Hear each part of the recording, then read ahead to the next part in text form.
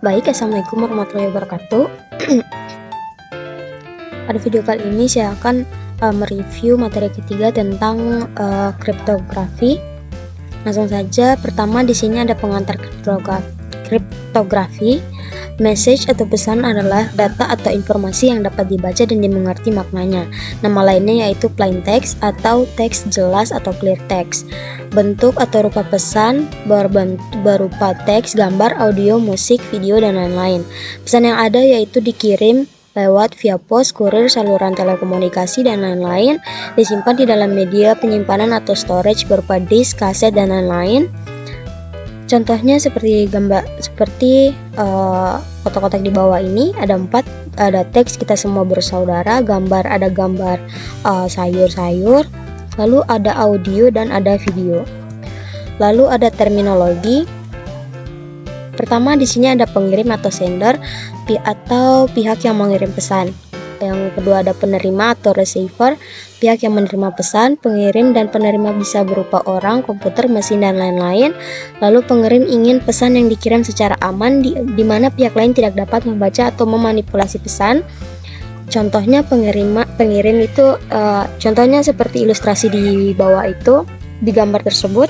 Pertama contohnya di situ pengirimnya adalah Alice, lalu penerimanya adalah Bob. Di situ ada orang ketiganya, ada F.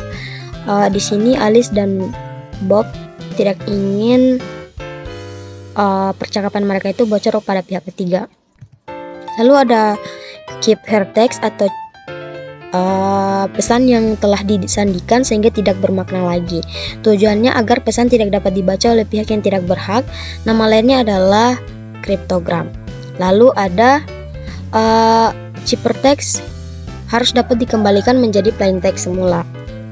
Ada contoh pada gambar di bawah ini. Pada gambar tersebut di situ ada plain textnya, itu culik anak itu jam 11 siang. Untuk ciphertextnya setelah dijadikan ciphertext, maka kalimat tadi akan berubah menjadi huruf-huruf yang tidak dimengerti. Lalu ini adalah contoh dari contoh juga. Lalu ada terminologi. Dalam terminologi itu terdapat enskripsi atau proses menyandikan plain text menjadi ciphertext. Nama lainnya yaitu enchiffering. Lalu ada deskripsi, proses mengembalikan ciphertext menjadi plain text semula. Nama lainnya adalah deciphering.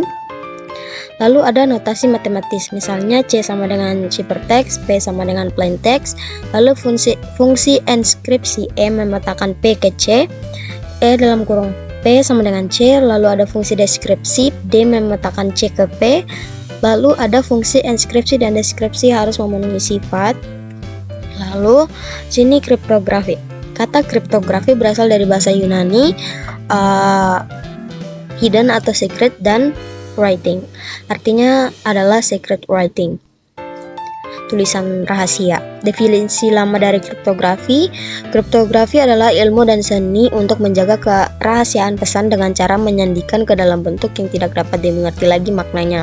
Definisi baru dari kriptografi adalah ilmu dan seni untuk menjaga keamanan pesan atau message oleh Schneier tahun 1996.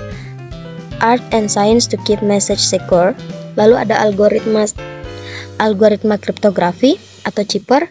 Di sini aturan untuk enchiffering dan deciphering atau fungsi matematika yang digunakan untuk enskripsi dan deskripsi pesan. Lalu ada encoding versus decoding. Encoding adalah transformasi dari plain text menjadi kode, lalu decoding adalah transformasi kebalikan dari kode menjadi plain text. Lalu buku kode atau kodebook, dokumen yang digunakan untuk mengimplementasikan suatu kode.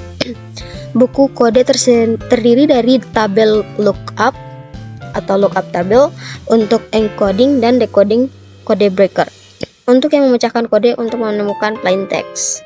Di sini ada buku dari The Da Vinci Code Breaker oleh James L. Garlow. Lalu terminologi kunci atau key. Kunci parameter yang digunakan untuk transformasi enchiffering dan deciphering. Jika kekuatan kriptografi ditentukan dengan menjaga kerahasiaan algoritma, maka algoritma kriptografinya dinamakan algoritma restricted. Algoritma restricted tidak cocok saat ini. Kriptografi modern mengatasi masalah ini dengan menggunakan kunci. Kunci bersifat rahasia atau secret, sedangkan algoritma kriptografi tidak rahasia atau public. Seperti alurnya di situ ada di bawah, bisa dilihat pada gambar tersebut. Inskripsi dan deskripsi dengan kunci inskripsi A key P sama dengan C harus dipenuhi DK P sama dengan P, deskripsinya DK C sama dengan P. Lalu ada kriptologi. Kriptologi adalah studi mengenal kriptografi dan kriptanalisis.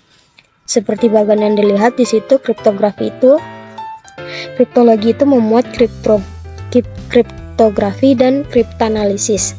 Kriptografi itu untuk menjaga keamanan pesan, dan kriptanalisis adalah ilmu dan seni untuk memecahkan ciphertext. Lalu persamaan kriptografi dan kriptanalis, yaitu keduanya sama-sama menerjemahkan ciphertext menjadi plain text. Lalu perbedaan kriptografer dan kriptanalis, yaitu kriptografer bekerja atas legitimasi pengirim atau penerima pesan, kriptanalis bekerja tanpa legitimasi pengirim atau penerima pesan. Lalu ada sejarah kriptografi. Kriptografi mempunyai sejarah yang panjang. Tercatat bangsa Mesir 4000 tahun silam yang lalu menggunakan hieroglifi yang tidak standar untuk menulis pesan. Bisa dilihat contoh-contohnya di situ. Pada gambar tersebut ada 3 gambar di situ peninggalan bangsa Mesir. Lalu di sini masuk pada Perang Dunia Kedua, pemerintah Nazi Jerman membuat mesin inskripsi yang dinamakan Enigma.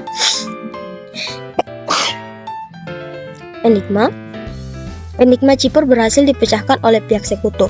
Keberhasilan memecahkan enigma sering dikatakan sebagai faktor yang memperpendek Perang Dunia Kedua. Lalu ada kriptografi kunci simetri. Di sini simetri key kriptografi, kunci inskripsi itu adalah kunci deskripsi. Istilah lainnya yaitu kunci simetris, kunci privat, kunci rahasia atau secret key. Algoritma kriptografi disebut algoritma simetris. Istilah lainnya adalah algoritma konvensional.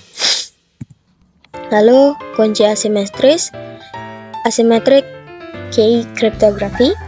Kunci inskripsi tidak sama dengan kunci deskripsi. Itu kebalikan dari tadi yang simetris. Lalu nama lain kriptografi nama lainnya yaitu kriptografi kunci public. Karena kunci inskripsi bersifat public, sedangkan kunci deskripsi bersifat rahasia atau secret key atau private key.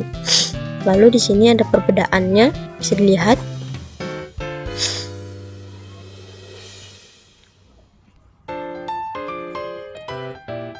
Ini ada algoritma dari kunci simetrik, ada stream cipher, ada Caesar cipher, Venner cipher, atau lalu block cipher itu ada data enkripsi standar, ada triple data enkripsi standar. Lalu ada Caesar cipher. Dalam kriptografi sandi Caesar atau sandi geser, kondisi Caesar atau geseran Caesar adalah salah satu teknik inskripsi paling sederhana dan paling terkenal. Sandi ini termasuk sandi substitusi, di mana setiap huruf pada teks terang atau plain text digantikan oleh huruf lain yang memiliki selisih posisi tertentu dalam alfabet. Lalu algoritma cipher substitusi yang menggunakan konsep pergeseran huruf dengan modulo 26 secara matematis dapat dirumuskan sebagai C sama dengan E dalam kurung M sama dengan M tambah K mod 26. Lalu M sama dengan message, itu keterangannya K itu adalah K itu adalah key atau kunci. Lalu ada masih Caesar cipher. Di sini ada rumus-rumus atau formula untuk plain text dan ciphertextnya, bisa dilihat sendiri. Lalu ada Vinegar cipher. Vinegar cipher adalah suatu algoritma kriptografi klasik yang ditemukan oleh Giovan Battista Belaso. Beliau menuliskan metodenya tersebut pada bukunya yang berjudul La Cifra del Sig. Giovan Battista Belaso pada tahun 1553. Nama Vinegar sendiri diambil dari seorang yang bernama Blaise de Vinegar. Nama Vinegar diambil sebagai nama algoritma ini karena beliau menemukan kunci yang lebih kuat lagi untuk algoritma ini dengan metode AutoKey cipher, meskipun algoritma dasarnya telah ditemukan lebih dulu oleh Giovan Battista Belaso. Teknik ini menggunakan tabel Bujo Sankar yang berisi kombinasi dari plain text pada kolom serta kunci pada baris. Kombinasi keduanya akan menghasilkan zipper dan baris dan kolom. Ini ada tabel untuk vinegar zipper. Jadi dilihat dia mengurutkan dari atas dan juga ada dari samping kiri. Lalu cara kerja vinegar zipper di sini, langkah awal adalah tuliskan plain text yang ingin diinskripsi dengan menghilangkan spasi antar kata. Hal ini untuk mempersulit orang untuk menebak dari plain text tersebut. Contohnya, plain text belajar rekayasa internet. Dengan menghilangkan spasi di sini, tulisan kalimat belajar rekayasa internet tanpa spasi seperti pada slide ini. Lalu yang kedua, pilih kunci atau key yang akan disepakati oleh pengirim serta penerima. Contohnya kuncinya itu adalah take home. Ini bisa dilihat.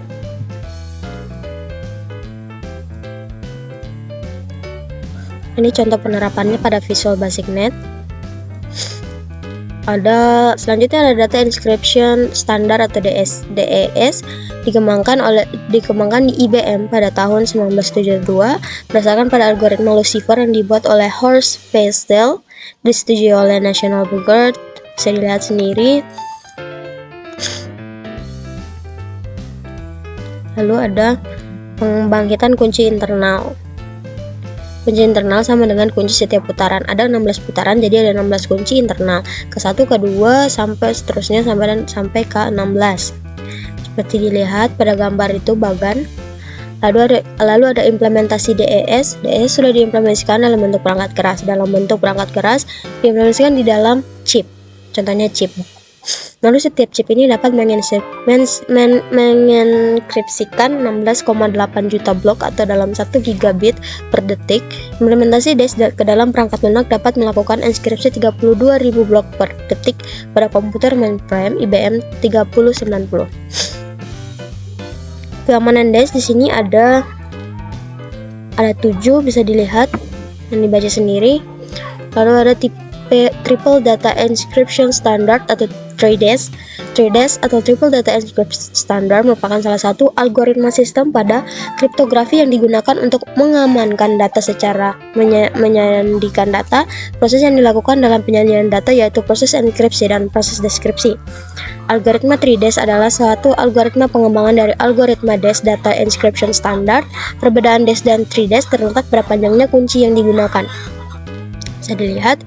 Lalu di sini adalah ilustrasi dari symmetric key triple DES encryption. Lalu ada ini lagi contohnya.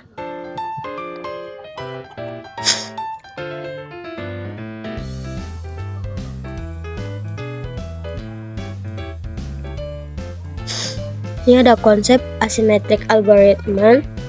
Kunci enskripsi dapat dikirim melalui saluran yang tidak perlu aman atau unsecure channel. Saluran yang tidak perlu aman ini mungkin sama dengan saluran yang digunakan untuk mengirim ciphertext. Lalu di sini ada pembangkitan sepasang kunci pada kriptografi kunci publik didasarkan pada persoalan integer klasik sebagai berikut. Yang pertama ada pemfaktoran, diberikan bilangan bulat n, faktorkan n menjadi faktor primanya. Contoh 10 sama dengan 2 kali 5, 60 sama dengan 2 kali 2 kali 3 kali 5, 252 601 sama dengan 41 dikali 61 dikali 101. Bisa dilihat, semakin besar n, semakin sulit memfaktorkan, butuh waktu yang sangat lama. Algoritma yang menggunakan prinsip ini adalah RSA. Lalu yang kedua ada algoritma diskrit. Temukan X sedemikian sehingga A pangkat X sama dengan B mod N sulit dihitung. Kita dilihat ini contohnya. Lalu ada kelebihan kriptografi dan juga kelemahannya. Bisa dilihat. Lalu bisa dilihat di sini. Oke. Ini contoh formula-formulanya. Cukup sekian video singkat penjelasan dari saya. Lebih dan kurangnya mohon dimaafkan. Terima kasih yang sudah menonton.